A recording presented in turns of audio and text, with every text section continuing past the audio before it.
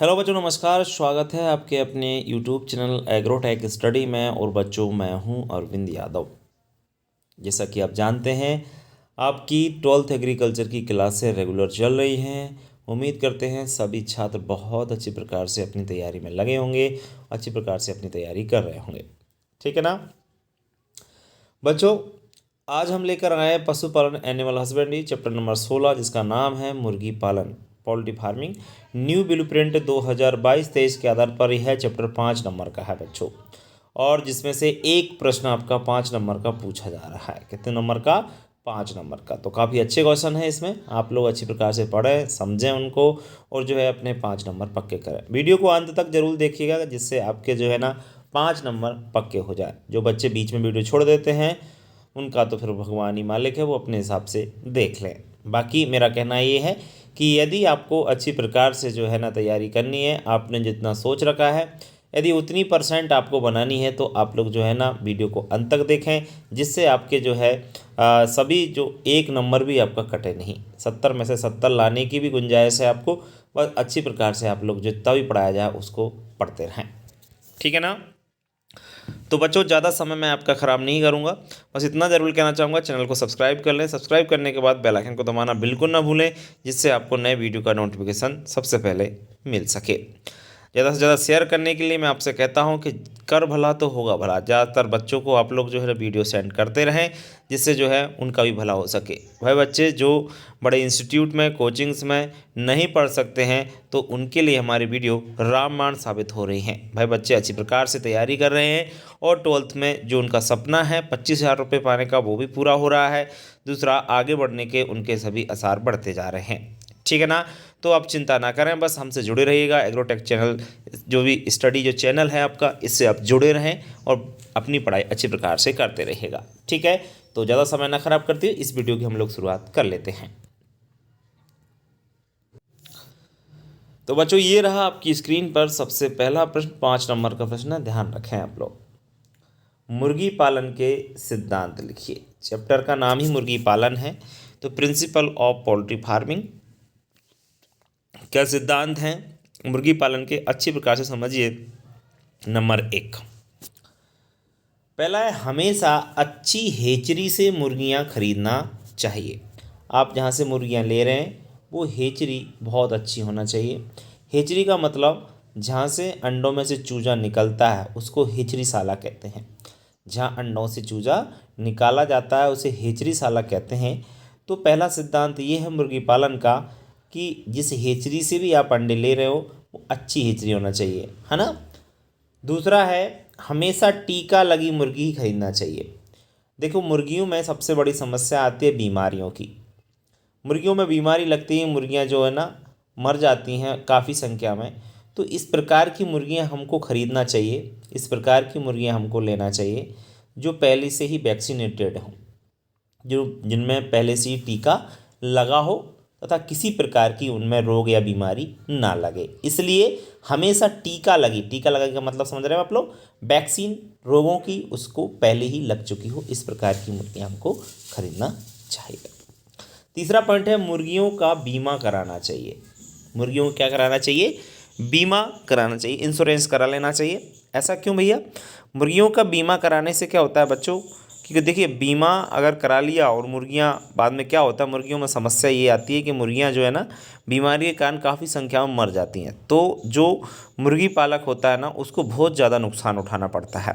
यदि आपने बीमा करा लिया है तो कहीं ना कहीं आपको जो सरकारी मदद है वो मिल जाएगी, आपको जो है ना उसका मुआवजा मिल जाता है।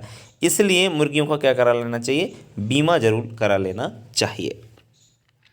चौथा पॉइंट है, बीमार मुर्गियों को स्वस्थ मुर्गी से अलग कर देना चाहिए। यदि आपको दिखाई दे रहा है कि आपको कहीं मुर्गियाँ बीमार हैं, तो पहले क्या करना चाहिए, जो मुर्गी बीमार है उसको लक्षण देखकर ही उसको अन्य मुर्गियों से, स्वस्थ मुर्गियों से अलग कर देना चाहिए, जिससे जो इन्फेक्शन है और मुर्गियों में ना फैले, इस वजह से। चौथा सिद्धांत क्लियर हुआ। पांचवा सिद्धांत है बच्चों, हमेशा एक ही वंश के मुर्गी एवं मुर्गी रखना चाहिए। अगर एक जगह आप मुर्गी पालन कर रहे हो तो वहाँ पर कोशिश आपकी ये होना चाहिए कि जो मुर्गे एवं मुर्गियाँ हैं उनका जो जीनस है यानी वंश है वो एक ही होना चाहिए। क्या होना चाहिए? एक ही वंश होना चाहिए। छठवां आपका पॉइंट है, एक मुर्गे के साथ 8 से 10 मुर्गियाँ रखना चाहिए। जी हाँ बच्चों, एक मुर्गे के साथ कितनी मुर्गियाँ रखना चाहिए? 8 से 10 मुर्गियाँ रखना चाहिए। ठीक है, तो बच्चों ये है मुर्गी पालन के सिद्धांत। उम्मीद करता हूँ सभी को 5 नंबर वाला प्रश्न बहुत अच्छी प्रकार से क्लियर हुआ होगा, समझ में भी आया होगा। नेक्स्ट क्वेश्चन है, मुर्गी के अंडे का औसत संगठन लिखिए। Composition of egg. बेटा जो एग होता है सबने देखा होगा, अंडा ज़्यादातर बच्चों ने देखा है। तो मुर्गी का जो अंडा होता है उसमें क्या क्या पाया जाता है? देखिए, जल की मात्रा लगभग 72% जल पाया जाता है उसमें। जल कितना पाया जाता है? 72%। प्रोटीन की बात करें तो प्रोटीन होता है 13%, और फैट की बात करें तो फैट होता है 14%। खनिज लवण की बात करें तो 1% खनिज लवण, और कार्बोहाइड्रेट होता है 0.5%। 0.5% उसमें आपका कार्बोहाइड्रेट पाया जाता है। तो मुर्गी के अंडे का एवरेज जो कंपोजिशन है आपने अच्छी प्रकार से समझ लिया होगा। सिंपल है, इसको याद करना है। देखो, इसको याद करना पड़ेगा। जल 72, प्रोटीन 13, वसा 14, लवण 1 और कार्बोहाइड्रेट 0.5, और इसका कोई तरीका नहीं है। नेक्स्ट क्वेश्चन है बच्चों, अंडे सेने की प्राकृतिक विधि के लाभ लिखिए। तो पहले तो ये पता होना चाहिए अंडे सेना होता क्या है। अंडे सेने का मतलब होता है, मैं आपको ओरल समझा रहा हूँ, पहले मेरी बातों पर ध्यान दीजिए आप लोग, इसके बाद हम इसको समझेंगे क्वेश्चन को। अंडे सेने का मतलब होता है बच्चों अंडों से चूजा निकलवाना। अब अंडों से चूजा दो तरीके से निकलते हैं। कैसे निकलते हैं? एक तो प्राकृतिक रूप से, दूसरी कृत्रिम विधि द्वारा। प्राकृतिक रूप से कच्चे कैसे कि मुर्गियां अंडे देती हैं और अंडों के ऊपर बैठती हैं, उसके बाद अंडों से चूजा निकलते हैं, उसको हम प्राकृतिक विधि कहते हैं अंडे सेने की। किताब की भाषा में अंडे सेना बोलते हैं उसको, ठीक है ना। और दूसरा होता है कृत्रिम तरीका। कृत्रिम विधि कैसी होती है बच्चों? इसमें मुर्गी अंडों पर नहीं बैठती, उसके लिए एक मशीन आती है, जैसे अलमारी नुमा एक मशीन आती है, उसको बोलते हैं इनक्यूबेटर। उसको क्या बोलते हैं? इनक्यूबेटर बोलते हैं। उसमें क्या करते हैं बच्चों कि जो अंडे हैं ना उसको उसमें अलमारी नुमा जो इनक्यूबेटर आता है उसमें रख देते हैं, जो कि इलेक्ट्रॉनिक होता है, लाइट से चलता है, उसमें रखते हैं। मतलब जो मुर्गी अंडों पर बैठती है, जो चीज़ें अंडे को मुर्गी बैठने पर मिलती हैं, वही सब चीज़ें आपको, पूरा टेम्परेचर की बात हो, चाहे ऑक्सीजन की बात हो या किसी की भी बात हो, आप लोग वो सब चीज़ें उस इनक्यूबेटर में पूरा सेम एटमॉस्फेयर, सेम वातावरण आपको इनक्यूबेटर में मिलता है। तो फिर वहाँ पे चूजे निकलते हैं, है ना। तो वो होती है कृत्रिम विधि और ये होती है प्राकृतिक विधि। अब क्वेश्चन समझिए। क्वेश्चन कह रहा है बच्चों अंडे सेने की प्राकृतिक विधि के लाभ लिखिए। मुर्गी अंडे पर बैठती है, अंडों पर बैठती है, तो जब चूजे निकलते हैं तब उसके क्या लाभ होते हैं, है ना। समझ में आ गया आप? तो देखिए, सबसे पहला यह विधि सरल है और अंडे सेने में खर्चा कम आता है। सही बात है, मुर्गी अंडों पर बैठेगी तो खर्चा तो आना ही नहीं है, सीधी सी बात है। दूसरा है, यह विधि छोटे मुर्गी पालकों के लिए बेस्ट मानी जाती है, सबसे अच्छी विधि है। सही बात है, हमारे पास कम मुर्गियां हैं, तो कम मुर्गियां हैं तो अंडे भी आपके ज़्यादा नहीं होंगे, तो उसके लिए ये विधि जो होती है ना छोटे मुर्गी पालकों के लिए सबसे अच्छी मानी जाती है। तीसरा है, इस विधि में मुर्गी अंडे सेने के साथ साथ चूजों को भी पालने का काम करती है। सही बात है, अगर मुर्गी जो है चूजों अंडों पर बैठती है, उसके बाद चूजे निकलते हैं, तो वो तो अंडे सेने का काम तो करती ही करती है, साथ में जो चूजे आएंगे उन चूजों को पालने का काम भी करती है मुर्गी। चौथा पॉइंट है, इसमें अंडा सेने के लिए अलग से स्थान की आवश्यकता नहीं होती। सही बात है, अंडा सेने के लिए कोई अलग से स्थान नहीं चाहिए। जहाँ पर मुर्गी अंडा देती है वहीं पर मुर्गी जो होता है अंडों पर बैठ जाती है और अंडे सेने का काम करती है। पांचवा पॉइंट है, इस विधि में अंडे सेने के लिए किसी भी उपकरण की आवश्यकता नहीं होती है। सही बात है, प्राकृतिक विधि है, नेचुरल मेथड है, इसमें किसी भी प्रकार के उपकरण की कोई आवश्यकता नहीं होती है।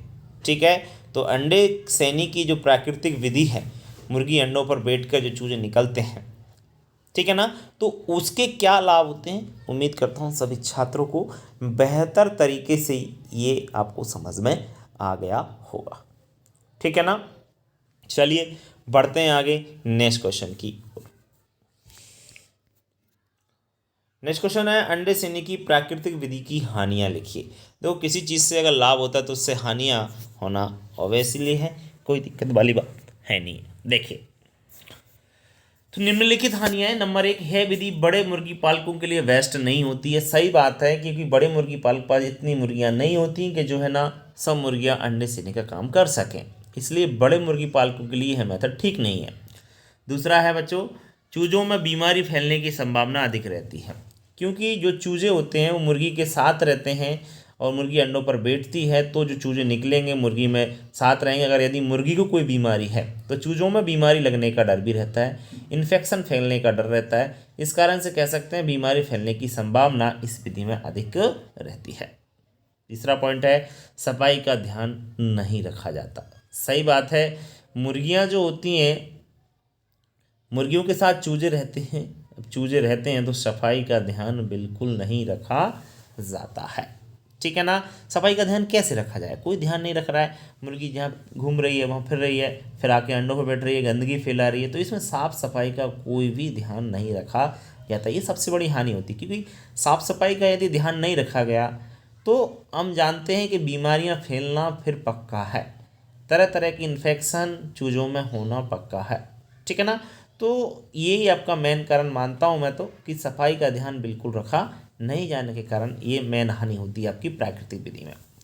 चौथा है कुड़क मुर्गी का पता लगाना कठिन होता है। अब ये कुड़क मुर्गी क्या होती है भैया, पता लगाना क्या होता है, कठिन होता है। कुड़क मुर्गी का मतलब होता है बच्चों, जो अंडों पर बैठती है उस मुर्गी को कुड़क मुर्गी कहते हैं। अच्छा, उसको कुड़क क्यों कहते हैं, क्योंकि बच्चों वो भाई मुर्गी अंडों में से चूजे सही तरीके से निकलवा सकती है जो मुर्गी कुड़क होगी, और देसी मुर्गी ज़्यादातर कुड़क मुर्गी होती है।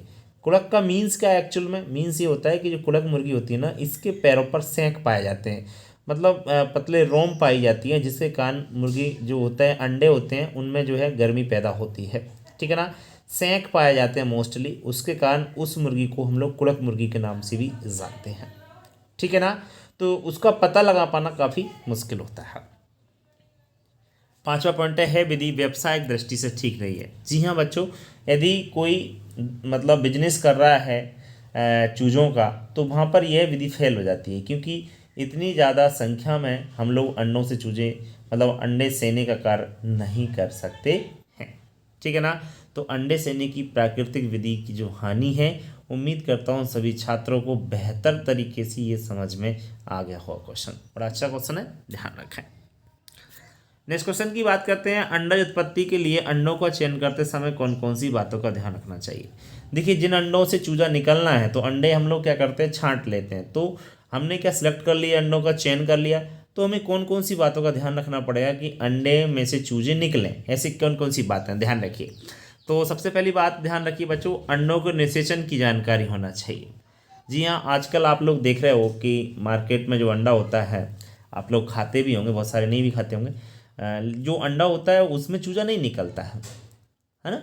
एक बहुत बड़ा क्वेश्चन मार्क लगता है कि अंडे जो होता है मांसाहारी होता है शाकाहारी होता है, इस प्रकार के लोग जो है क्वेश्चन पूछते हैं, है ना। तो लोग जवाब नहीं दे पाते, लोग कहते हैं ना तो शाकाहारी होता, ना मांसाहारी होता, सर्वाहारी होता, इस प्रकार का, है ना।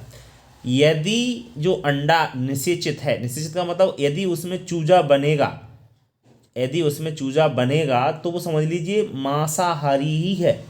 यदि उसमें निषेचन नहीं हुआ है, फर्टिलाइजेशन नहीं हुआ है, भ्रूण नहीं बना है उसमें, तो उसमें चूजा नहीं बनेगा। तो मार्केट में जितनी भी जो अंडे आते हैं बच्चों, वो सभी अनफर्टाइल अंडे होते हैं, अनिषेचित अंडे होते हैं, उनमें चूजा नहीं बनता है। ये बात आप विशेषकर याद रखिएगा। जो बच्चों के दिमाग में फालतू चीज़ें रहती हैं वो शायद निकल पा रही होंगी कि जो मार्केट में अंडे आते हैं वो मांसाहारी नहीं होते हैं, क्योंकि वो अनफर्टाइल अंडे होते हैं। उनको 8 दिन क्या महीना भर भी रखा रहने दीजिए, तब भी उनमें चूजा नहीं बनेगा। क्लियर। तो ध्यान रखें, अंडों में निषेचन की जब हम अंडे खरीद रहे हैं तो हमें निषेचन की जानकारी जरूर होना चाहिए कि अंडा निषेचित है कि नहीं है। निषेचित है तो ये अंडा लेना चाहिए, मतलब हम तो चूजे के लिए ले रहे हैं ना, हमें तो चूजा चाहिए, तो निषेचन होना जरूरी है चूजे के लिए। तो दूसरा है, अंडा 1 सप्ताह से अधिक पुराना नहीं होना चाहिए। जो भी अंडा है, जहाँ आप खरीद रहे हो हिचरी साला से अंडों को, तो वहाँ पर जो अंडा है वो 1 सप्ताह से अधिक पुराना नहीं होना चाहिए। अंडे का कलर गहरा भूरा रंग का होना चाहिए। अंडे का वजन 55 से 57 ग्राम होना चाहिए, और अंडे देखने में बिल्कुल चमकदार होना चाहिए। कैसा होना चाहिए अंडा, चमकदार, गहरे भूरे रंग का चमकदार होना चाहिए, 55 से 57 ग्राम, 1 सप्ताह से अधिक पुराना नहीं। निषेचन की जानकारी। तो अंडा उत्पत्ति के लिए जब हम अंडों का चयन करते हैं, सेलेक्ट करते हैं, तो इन सब बातों का ध्यान हमको होना चाहिए, तब जाके हमको अंडे खरीदना चाहिए। उम्मीद करता हूँ यह क्वेश्चन भी आपको बेहतर तरीके से क्लियर हो गया होगा। बढ़ेंगे बच्चों नेक्स्ट क्वेश्चन की ओर। क्वेश्चन नंबर नेक्स्ट है 6। अंडज उत्पत्ति को प्रभावित करने वाले कारक। अंडज उत्पत्ति को प्रभावित करने वाले कारक निम्नलिखित हैं। नंबर 1 हम लोग बात करते हैं अंडों का आकार। देखिए मध्यम आकार के अंडों की अंडज उत्पत्ति अधिक होती है। मतलब जो मीडियम साइज के अंडे होते हैं उनमें से जो चूजे निकलना ज़्यादातर निकलते हैं उनसे चूजे। बाकी ज़्यादा बड़ा अंडा या ज़्यादा छोटा अंडा ये जो है ना अंडज उत्पत्ति के लिए बेस्ट नहीं माने जाते हैं।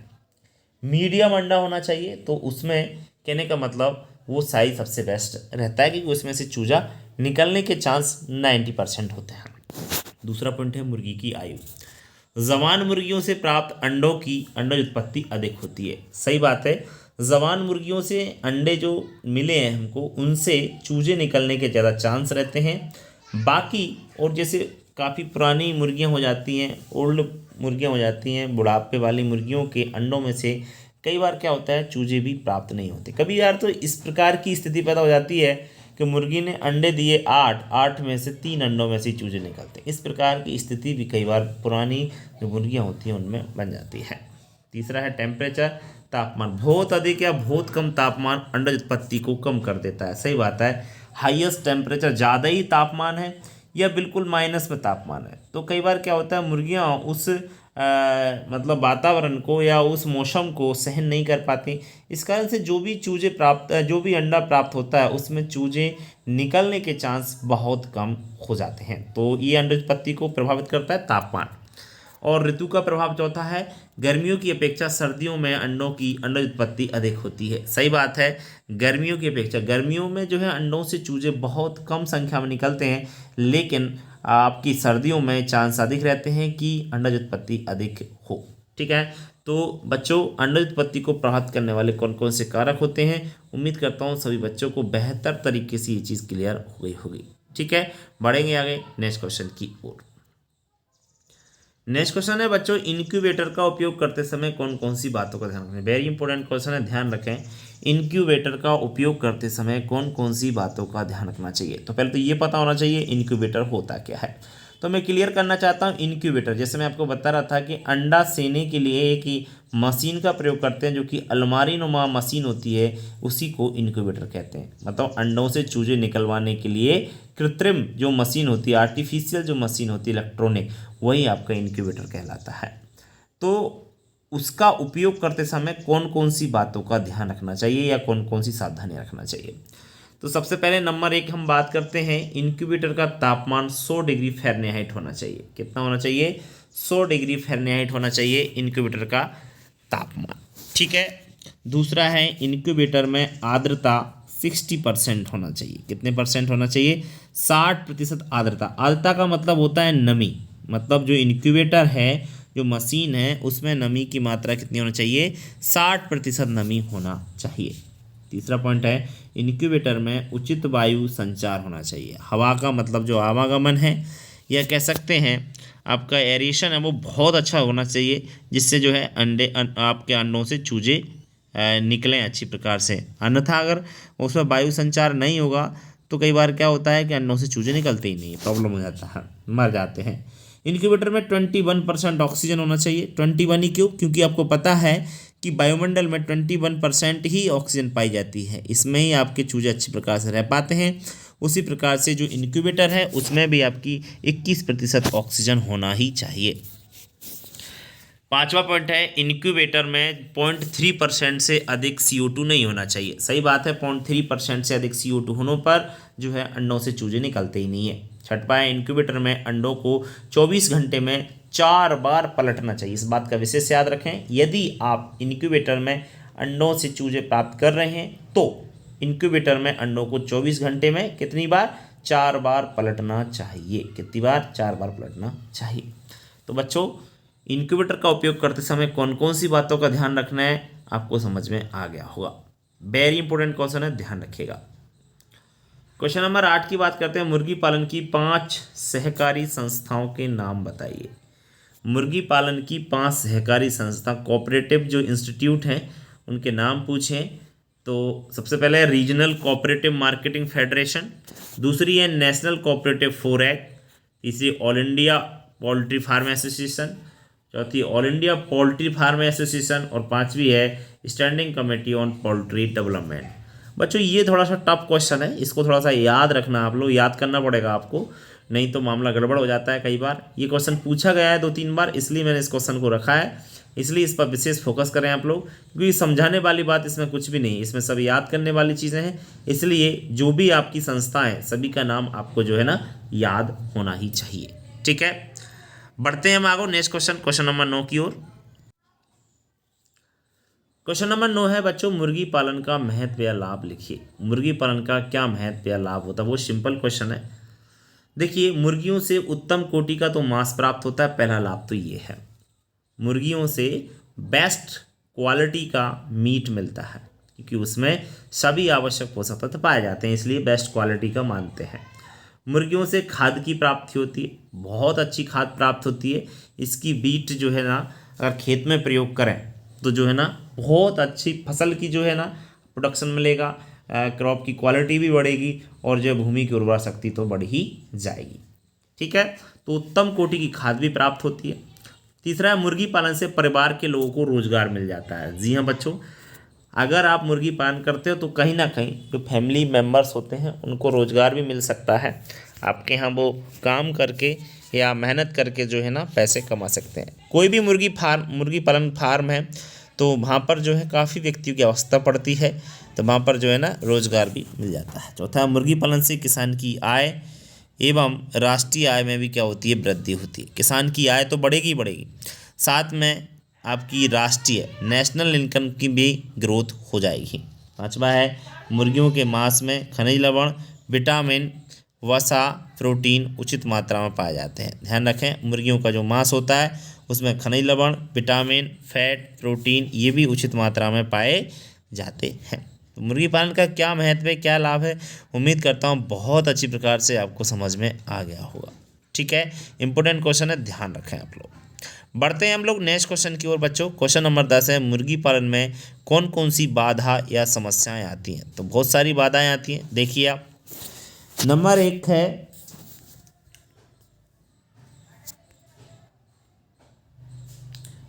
बच्चों भोजन की कमी।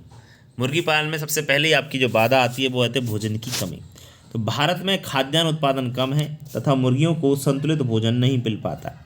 वैसे तो देखा जाए तो जैसे मुर्गी पालन करते हैं तो वहाँ पर तो काफ़ी खाद्यान्न उपलब्ध कराया जाता है, लेकिन कई बार क्या होता है, वैसे भारत की बात करें तो एक समस्या ही है, इंसान को तो खाने को भोजन नहीं मिल रहा है, आदमी को क्या, मुर्गियों को क्या मिलेगा, वही चीज़ है। लेकिन फिर भी आज की डेट में देखा जाए तो हमारे देश का जो खाद्यान्न प्रोडक्शन है वो काफ़ी बड़ा है और लगभग 10-15 साल से हम हमारे यहाँ से जो खाद्यान्न है वो दूसरे देशों में भेज भी रहे हैं, ठीक है ना, एक्सपोर्ट भी कर रहे हैं।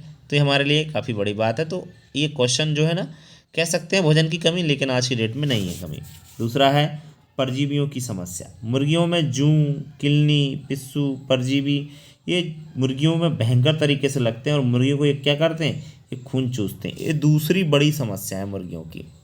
मुर्गियों की दूसरी बड़ी समस्या है कि मुर्गियों में परजीवी ज़्यादा लगते हैं, चाहे जूं हो या किलनी हो या पिस्सू हो या परजीवी हो। ये मुर्गियों को क्या करते हैं, खून चूसने का काम करते हैं। तीसरा है यातायात की समस्या। मुर्गियों को एक जगह से दूसरी जगह बेचने जाने के लिए यातायात की आवश्यकता होती है, तो वो उसकी कमी है। सही बात है, हमारे यहाँ यातायात साधन उतने नहीं हैं कि मुर्गियों, आजकल तो सब है लेकिन बताया जा रहा है कि एक समस्या है। बाज़ार की व्यवस्था नहीं है, स्पेशल मुर्गियों का बाज़ार नहीं है कोई, है ना, ये भी एक समस्या है। पांचवा पॉइंट है अंडे खाने के प्रति अंधविश्वास है लोगों में। अभी बता रहा था आपको कि लोग इस कन्फ्यूज़न में रहते हैं कि जो अंडा है वो मांसाहारी है शाकाहारी है, तो लोग मांसाहारी समझ के उसको खाते नहीं है ना, खाते हैं क्या, नहीं खाते। तो यह भी एक समस्या ही है कि नहीं, यह भी एक मुर्गी पालन में एक अच्छी प्रकार की बाधा है कि लोगों का अंधविश्वास है, ठीक है ना। मैं तो बता ही चुका हूँ अंधविश्वास होना चाहिए कि नहीं होना चाहिए, ठीक है। तो बच्चों आपने देखा 10 प्रश्न इस वीडियो में हमने रखे, इस चैप्टर में 10 प्रश्न 5-5 नंबर के, 5 नंबर का एक प्रश्न आना है। आज 10 क्वेश्चन अगर आपने लास्ट तक देखा है तो आपका क्वेश्चन बाहर नहीं जाएगा, ये गारंटी है। बस अच्छी प्रकार से आप इसको जो है वीडियो को अंत तक यहाँ तक ज़रूर देख ली, ठीक है। चलिए बच्चों, तो वीडियो कैसा लगा कमेंट बॉक्स से लिखकर जरूर बताइए। मिलते हैं नेक्स्ट वीडियो में, तब तक के लिए नमस्कार।